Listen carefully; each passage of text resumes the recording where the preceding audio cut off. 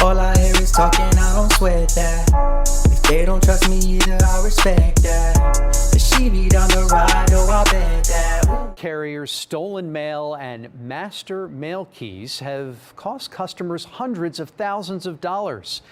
We first highlighted the growing problem back in 2022. Investigative reporter Amy Davis has repeatedly asked the U.S. Postal Service what it's doing to protect your mail. She has more on a new federal audit that's finally providing some answers. This audit from the U.S. Postal Service Office of the Inspector General is 37 pages, focusing on mail theft specifically in Houston and what the Postal Service is doing to stop it. The short answer, local postal workers and managers aren't doing much. The OIG looked at the number of mail theft complaints in high crime zip codes to determine which post offices to include in this audit. At the Beech Nut Post Office near South Kirkwood, the Deborah Sue Schatz Post Office on Rogerdale Road, and the TW House Post Office on West 19th Street, Postal Management reported that they had installed the new electronic arrow locks and high security collection boxes that were shipped to them back in 2023 and 24. But when OIG investigators showed up, they found about 20% of the locks still sitting in boxes, not even installed. 3 of the high security collection boxes were never installed. And these are the new high-tech tools that are supposed to help crack down on our mail theft problem. Postal Police Officers Association National President Frank Albergo told me the findings are very frustrating. Unless you roll it out properly, it's not going to work. And clearly it's not being rolled out properly. Why isn't the Postal Inspection Service held accountable? Why isn't the Postal Service held accountable? Well, you know, what is Congress doing? I mean, it's really a disaster. So we told you in 2022 that thieves are robbing mail carriers to get these universal arrow keys that will open every locked mailbox in an entire zip code. Well, these new e-locks are supposed to replace those keys, but Albergo says there are 9 million arrow key locks, and the Postal Service is only committed to rolling out 49,000 electronic locks. That's just like 1%. And the postal employees can't even keep track and properly install them. You can read the entire audit on click2houston.com. And good morning, good afternoon, good evening. My name is J.H. How you doing, Postal family? Is everybody good? Is everybody cool? Everybody clean? Are you crisp? Are you feeling irie today? Let's talk. Let's be clear. I do not speak on behalf of the place that I work at. No. We just telling about things that go on at the place that I work at. Now we got that out the way. Let's talk. We got a couple things we want to touch on. First, what about that little clip? They got these electronic boxes and they didn't even install all of them yet. It seemed like things get slowed down for some reason. Ain't that something? So the electronic boxes didn't get broken into. The old boxes got broken into.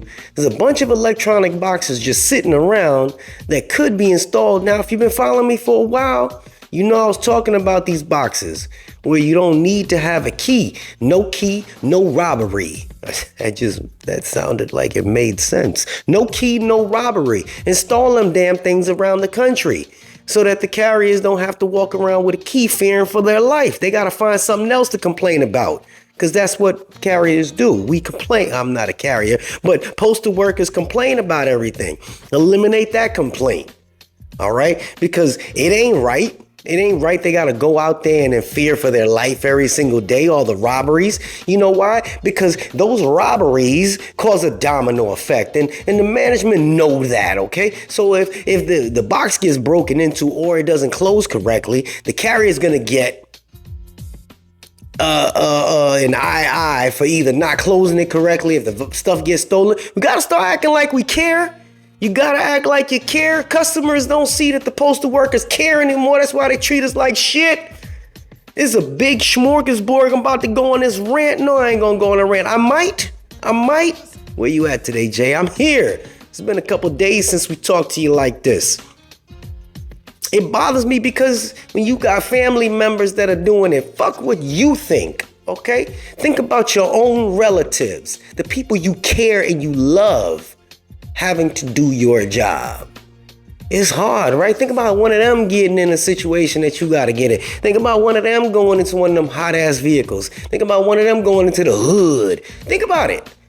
It ain't so good, right? You'd want the best for them. Unless you just really don't love them. I get it. But you'd want the best for them. Right? So yeah, they gotta do better. They gotta do better. But the news tries to hype it up and they say, hey, the Postal Service isn't doing their job and the inspection service isn't doing their job. The inspection services, that's not their job, number one. Okay?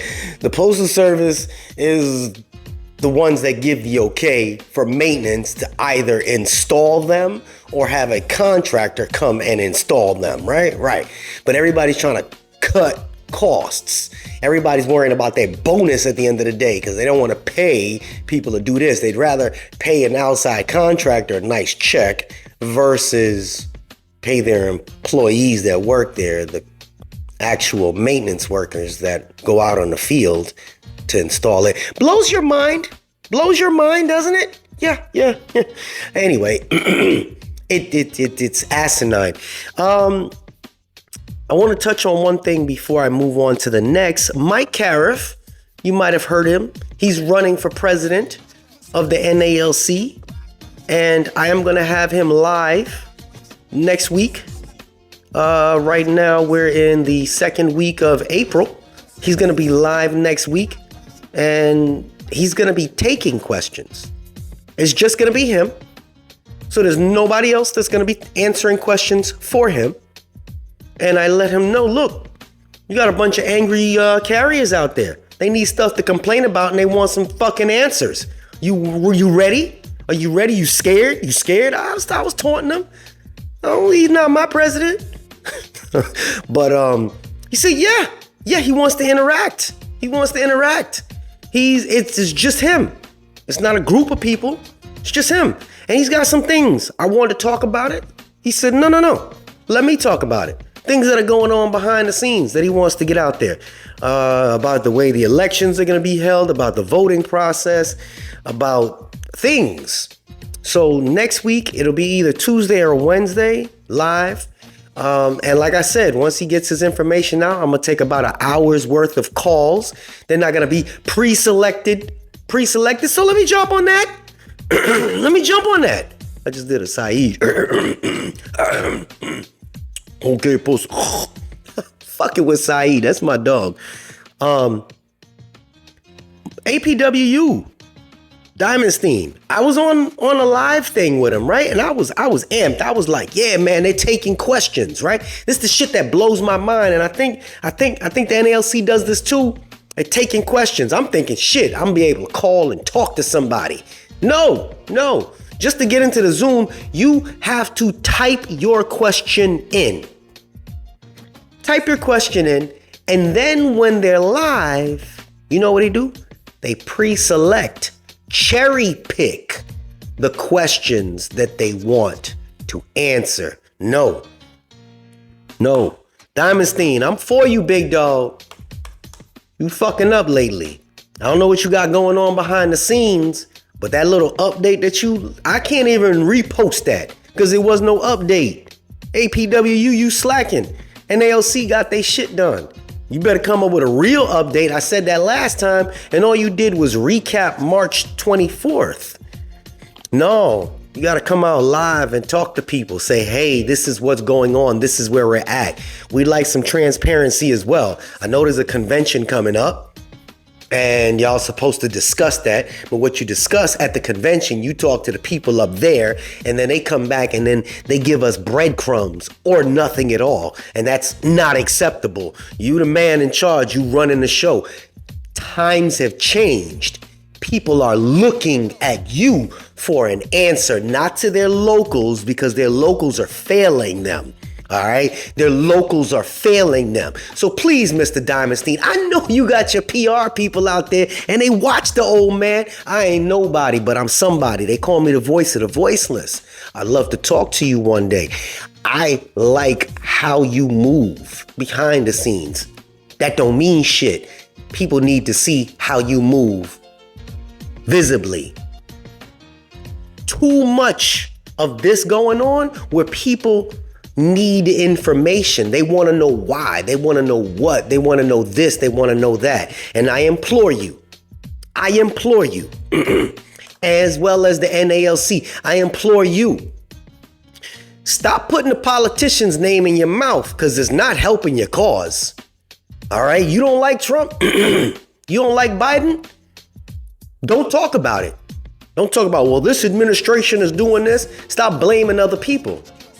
This administration, nah, they want to know what you're doing. They want to know what you're doing. Look, we are battling a situation right now. The current situation is this, and this is what I'm dealing with. All right. They don't want to hear about the president of the United States. They don't want to hear about the local congressman. They want to hear from you about what you're doing for the clerk craft, what you're doing for the maintenance craft, what you're doing for the truck drivers. They want to hear from you what your intentions are. Now, you can't give intentions for every specific state, but you can give a general statement for every craft. Clerks, we are looking to try to get this for you. No more of that general shit that I hear from every single union talking around the country. Every other union, not the postal unions, but every union says the same shit. We're looking for fair wages. We're looking for better working conditions. We're looking for that. Fuck that. Fuck that. We want some details. We want some details. Carriers, we are looking to do this for you, that for you, this for you. This is what I'm putting on paper and I'm presenting to them. What they do in return, we don't know. But this is my fight. This is our fight. This is what I'm putting for you. If you don't like or agree with something that I'm putting forward for you, please feel free to either email a committee. They will go through, they'll tally up and see what we can do. And we can tailor this just a little bit. But this is my intention for each of you. That's called being respectable. That's called being transparent. And there is clearly none right now with the NALC president. Now, we talking to you, APWU. You cherry picked those questions, or your group did. No. You got angry people out there. Accept the good with the bad. Or accept the bad with the good. I got comments in here. The only comment that I delete is if it's prejudice or racist. I accept the bad comments. You know why? Because it helps you grow. It helps you grow. It helps you grow and learn. But if you choose in your head to stay like this, that means you're not trying to grow. And if you're not trying to grow, that means somebody else that is trying to grow and be the voice for the people need to step in there and replace you. People don't even know when the APWU election is. Again, I personally like Diamondstein, but you got to be more transparent. You got to put your face out there. You got to let people know what your intentions are. Truck drivers, we're aiming for this. Okay, we're aiming for that. Just to be clear, the scanning, yes, you do have to do. This is your job. Man, nobody knows the answer to nothing. Stop with the fucking filtering around stuff. Well, you know, if this happens, then that happens. Well, it's a touchy subject. Nobody wants to hear that touchy subject shit. Unions need straightforward with their people. Look, this is your job description. If you have to do something different, this is what will happen. This is what your shop steward should be doing for you. This is why people are leaving the union, because there is no unity, there's no clarity, and there's no representation. So stop with that general statement. We're fighting for good wages, better working conditions, and no, fuck that. People are tired. People are tired. You got some really good talking points, but my guy, if you're gonna go on a Democratic news channel, you gotta go over to a Republican news channel as well to show that you're not biased. Because if you're biased initially as the president of a union with 200,000 people, if you have a specific bias You can't represent everyone's needs. There's no way you could represent everyone's needs. You're not thinking of the will of all. I know that everybody wants to come and get better wages. I know that everybody wants to have this, that, this, and the third. The question is, how do you go about doing it? All right. So my opinion, which means nothing, is that y'all leave the politics out of it. Keep that shit to yourself. Helps you grow. You want to talk about it behind the scenes? Great. But remember, people recording now. They record everything y'all do behind the scenes. So watch who you talk to, watch what you say, and if you're truly a leader, there's nothing to fucking talk about. When I get off of this camera, I'm talking about the same shit the same way. I don't change my thought process. I think carriers, hey, let me tell you about it. I'm gonna tell carriers because I don't tell the shit. I talk about it in my text messages. I posted a video the other day and the vehicle ran away. And everybody's talking about all these fucked up vehicles. We already agree the vehicles are fucked up. And then I said, but the vehicle was running. But even with the emergency brake, no, the vehicle popped into reverse. No, but the emergency brake, fuck the emergency brake. If you shut the vehicle off and you do the steps that they told you to do, the preventative measures, because they know they have a faulty gear system, they came up with the preventative measures, then you wouldn't have the vehicles running away if you parked the proper way. Curbing the wheels, shutting your vehicle off, putting your stuff in park, pulling the emergency brake. No, but it still happens. Every video that I show, no, they left it running or they didn't follow the steps. But you can see mine. Listen, shut your vehicle off. If you don't leave your personal vehicle running, if you don't leave your own personal vehicle, your Toyota, your Lexus, your Honda, if you don't leave it running in front of a building to go run up to the third floor to go deliver something, your own personal, to go pick up $10 from your cousin, if you don't do it with your own vehicle, don't do it with the postal vehicles. Don't do it. You know why that happens? Is because it's a work vehicle. I don't give a fuck about that work vehicle, not my vehicle. That's why the shits break so much. They tear the shit up and then they blame the post office for not replacing it or repairing it. Well, they repair it over and over and over and over again. I guess every time one breaks, they should just buy a new one. But then if they continue to buy new ones, then what? Because the person the day before you, they broke it. So let's just buy the next carrier a new vehicle. But what happens then? They spending too much money on vehicles on shit that the people that work there break. There's no filling the void of a happy postal worker or angry postal worker. We just can't be satisfied. There's no way to rectify it. They said they were bringing out the NGDVs. People were bitching about them. Nah, man, fuck that. They brought out the mattresses. The Mercedes, man, that's trash. So what is it? They brought the ProMasters. Nah, man, those are trash. Nobody's going to be satisfied with anything. They bring you a Toyota. They bring you a freaking Lexus. You're going to be upset about whatever it is they bring you. No, what they need to do is they need to have a postal worker there and go and make it. Because the postal workers know, the carriers know what's best. They know what's best for the post office because they're carriers, right? Damn right we do. How about I tell you that they actually had a survey from carriers to help them generate that new generation delivery vehicle. I'll wait. They took all of the input from them to put that vehicle together. They just implemented the whole electric thing. Well, electricity sucks. That's your opinion. Electricity sucks. They're gonna die before they even... That's your opinion. Again, you're angry because they're electric. Shit. Do you realize I'm about to drop some more bombshells? This is the only country that has less than 30% electric vehicles. All right? Other countries, major companies in this world, remember the United States is the world, in this world are 60% and up with electric vehicles. We're the ones that are left behind. It'll never work. It works in Japan. It works in China. It works in Russia. The list goes on. We're the only ones that are so stuck in our ways.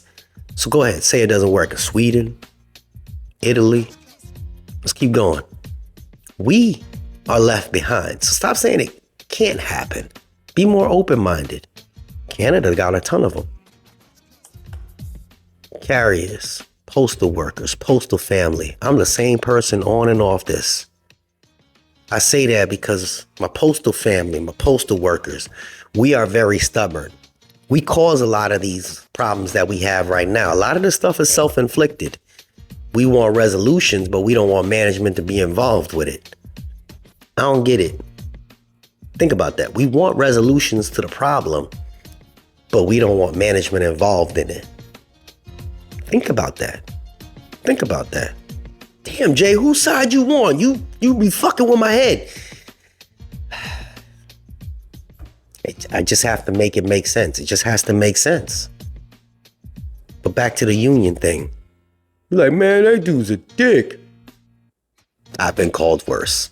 It's okay. If you made it this far, you can write that down in the comment section.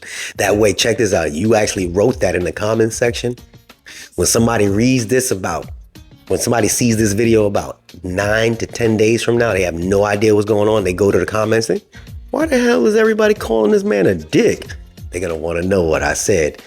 Leave that in the comment section. If you made it this far, leave that in the comment section. Wow, Jay, you different. Yes, that's what makes me JH.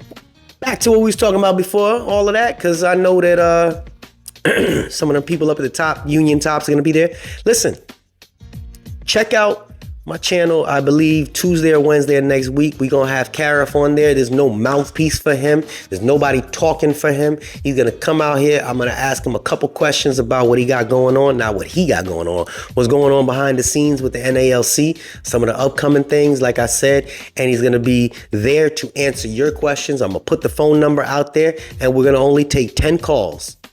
That's it. 10 calls. So if you're on for it and you get through, great. Now, when you do call, you got to understand, I'm going to go up to caller number 10. That's it. If you do call and you're on hold, remember, the person before you is sitting there talking. Some people ask some long questions. Got one question, and he'll answer it. Off the cuff, too. We'll be respectful and let it happen. Me, personally, I'd ask him all kind of fucked up shit just to get up underneath his skin. He ain't my president.